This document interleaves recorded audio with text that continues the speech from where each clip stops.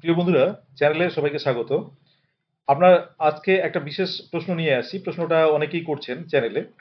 অনেক রকম প্রশ্ন করছেন। তার মধ্যে এটা একটা প্রশ্ন যে পাসে বসবো না অনার্সে বসবো। অর্থাৎ একটা ডিসিশন নেওয়া যাচ্ছে না যে আমরা কি করব। তো এরকম একটা পরিস্থিতিতে কারণ ফর্ম ফিল আপের সময় এসে গেছে আর তার সঙ্গে সঙ্গে তো আমাদের একটা প্রিপারেশনেরও সময় এসে গেছে যে আমরা পাসে প্রিপারেশন নেবো না অনার্সে প্রিপারেশন নেবো। এই প্রশ্নটার উত্তর খুঁজতে গেলে প্রথমেই আমাদের দুটো জিনিস খুঁজতে হবে। একটা হচ্ছে প্রথম জিনিসটা হচ্ছে এখানে পোস্ট কতগুলো আছে। অর্থাৎ আমরা যেখানে 9-10-এ অর্থাৎ গ্র্যাডে এই গ্র্যাডে যখন যদি বসবো তাহলে গ্র্যাডের পোস্টগুলো দেখুন। গ্র্যাডের পোস্ট হচ্ছে কিন্তু ইংলিশ গ্র্যাড। তার মানে 9-10-এর ক্ষেত্রে 2078টা।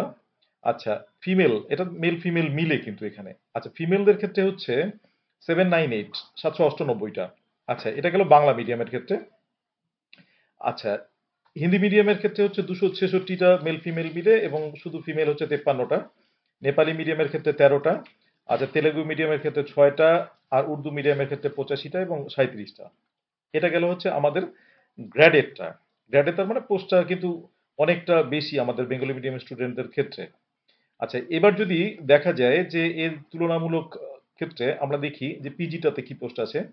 পিজিটার ক্ষেত্রে দেখুন, পিজিটার ক্ষেত্রে এই যে ইংলিশ পিজি 482, ওখানে কিন্তু আমরা অনেকটা সংখ্যা দেখলাম। ওখানে কিন্তু আমরা দেখলাম 2000 সামথিং এরকম পোস্ট একটা দেখলাম।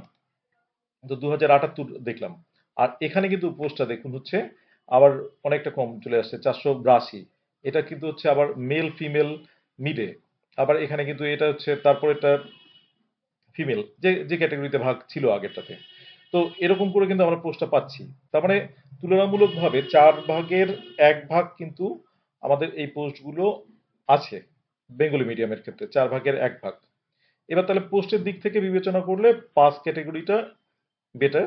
এবং এখানে আমাদের অনার্স ক্যাটাগরি বা পিজি ক্যাটাগরিটার এখানে এখানে কিন্তু খেয়াল রাখতে হবে আমাদের যাদের পাস ক্যাটাগরি অর্থাৎ শুধু বিএ আছে তারা কিন্তু শুধু পাস ক্যাটাগরিতেই বসতে পারবেন। এবং এই দোটানাটা কাদের ক্ষেত্রে? দোটানাটা কিন্তু হচ্ছে যাদের মাস্টার ডিগ্রি করা আছে তারা পোস্ট দেখে ভাবছেন যে পাসে বসবো কি অনার্সে বসবো, বা পাসে বসবো কি পিজিতে বসবো। এই তাদের এই দোটানা থেকে একটু সমাধান খোঁজার জন্য কিন্তু এই উত্তরটা আর কি, এই সাজেশনটা। তাহলে আমরা কিন্তু এখানে দেখছি পোস্টটা এখানে এরকম আছে। আচ্ছা, এইবার পোস্ট দেখার সঙ্গে সঙ্গে আমাদের আরেকটা জিনিস দেখতে হবে, সিলেবাসটা। আচ্ছা, সিলেবাসটার ক্ষেত্রে এবার আসছি। সিলেবাসটার ক্ষেত্রে দেখুন, সিলেবাসটা হচ্ছে আমাদের এটা 9-10-এর সিলেবাস। আর এটা হচ্ছে আমাদের অনার্সের সিলেবাসটা। এটা আমি আশা মানে চেষ্টা করবো ডেসক্রিপশন বক্সের পিডিএফটা দেওয়ার। চেষ্টা করেছি, এর আগে পাইনি। এবার চেষ্টা করবো আরো একবার, দেখি যদি পারি দেবো। আচ্ছা, এবার হচ্ছে এখানে দেখুন কয়টা আছে। এখানে কিন্তু হচ্ছে এই পোয়েট্রি গুলো সিলেবাসটার মধ্যে পোয়েট্রি, উইলিয়াম ওয়ার্ডসওয়ার্থের এই কবিতাগুলো আছে, পিবি শেলির দুটো কবিতা আছে, জন কিটসের দুটো কবিতা আছে, অ্যালফ্রেড টেনিসনের এই কবিতাগুলো আছে। আপনারা অলরেডি খেয়াল করেছেন। আমাদের এই সিলেবাসটা নিয়ে আমাদের এটা আলোচনার বিষয় নয়। আলোচনাটা হচ্ছে প্রস্তাবটা, মানে আমাদের সাজেশনটা কি হতে পারে আর কি। তো এখানে কিন্তু সিলেবাসটা অনেকটা ছোট। অর্থাৎ কয়েকটা কবিতা, দুটো তিনটে ড্রামা, দুটো এসে, আচ্ছা 4টা শর্ট স্টোরি, আর গ্রামারের একটা পোর্শন আছে। গ্রামার শুধু একটু পোর্শন বললে বলবো না, এখানে গ্রামারের অনেক কিছুই কিন্তু আছে। কমন এরর থেকে একদম noun, gender, tense, voice, mood সবগুলোই আছে। অর্থাৎ গ্রামার কিন্তু অনেকটা পড়তে হচ্ছে। আচ্ছা, তুলনামূলকভাবে আমরা পিজিটা যদি দেখি, পিজির ক্ষেত্রে এই খেয়াল করবেন। পিজির ক্ষেত্রে কবিতাগুলো কিন্তু দেখুন, Sidney Spenser, Shakespeare, John Donne, Herbert, Alexander পোপের the rape of the lock এগুলো আছে। ব্লেকের তুলনামূলক দুটো ছোট কবিতা আছে। এটা তিনটা নেবে বড় আছে। ক্রিস্টাবেলটাও অনেক বড়। বাকি কবিতাগুলো মোটামুটি আহ, দেখেছেন আপনারা। আচ্ছা, ড্রামা আছে হচ্ছে 4টা, নভেল আছে দুটো। আচ্ছা, শর্ট স্টোরি আছে 4টা এবং এসে আছে হচ্ছে কিন্তু আমাদের এই যে আমরা এসে পাচ্ছি দেখুন, এসে চার্লস ল্যাম্বের দুটো এসে, আর জেবি সয়ের ফ্রিডম, ফ্রান্সিস বেকনের অফ স্টাডিজ। আর গ্রামার কিন্তু ওরকমই গ্রামার আছে, তার সঙ্গে গ্রামারটা আমরা পাচ্ছি যে লিটারি ডিভাইস এবং রেটরিক প্রসূতি, এই জায়গাটা কিন্তু পাচ্ছি। এবার ব্যাপারটা হচ্ছে যে তাহলে কোনটাতে বসা যাবে, এরকম একটা দোটানা। যাদের দোটানা আছে তাদের জন্য বিশেষ করে। তাহলে এখানে কিন্তু একটা জিনিস খেয়াল রাখতে হবে যে আমাদের সিলেবাস এটা অনেকটা ছোট, এখানে সিলেবাসটা অনেকটা বড়। এইবার এই অল্প সময়ের মধ্যে যদি কারো সিলেবাসটা মানে পিজি সিলেবাসটা করা না থাকে, আগে থেকে যদি ধারণা না থাকে, পিজি সিলেবাস মোটামুটি আরো 4-5 মাস আগে থেকে বা 1 বছর আগে থেকে যদি প্রিপারেশনটা না নেওয়া থাকে পিজির, তাহলে কিন্তু এই মুহূর্তে স্টার্ট করে পিজির প্রিপারেশনটাকে কভার করা খুব মুশকিল, শেষ করা যাবে না পিজির প্রিপারেশনটাকে। কারণ এই জায়গাগুলোতে বিশেষ করে নভেল টভেল, তারপরে এই ড্রামার ক্ষেত্রে দেখুন ম্যাকবেথ, তারপরে হচ্ছে Riders to the sea. Riders to the sea এখন অনেকেরই পড়া আছে, যেহেতু এটা আমরা পাচ্ছি সিলেবাসেই আছে। আচ্ছা, 12 সিলেবাসেই আছে। সিস্টুস টু কঙ্কার, এই দুটো তো পড়া থাকবে, কমন টপিক। তবে বাকিগুলো কিন্তু দেখুন, এখানে ক্রিস্টাবেল টিস্টাবেল অনেক কয়েকটা বড় কবিতা আছে এবং অনেকটা ডিফিকাল্ট, কিন্তু পোস্ট কম হলেও ক্যান্ডিডেট কম তো হবেই, আর তার সঙ্গে কিন্তু একই সঙ্গে ডিফিকাল্ট কিন্তু খুব। যদি প্রিপারেশনটা আগে থেকে নেওয়া না থাকে তাহলে কিন্তু এটার দিকে আগানোটা ঠিক হবে না।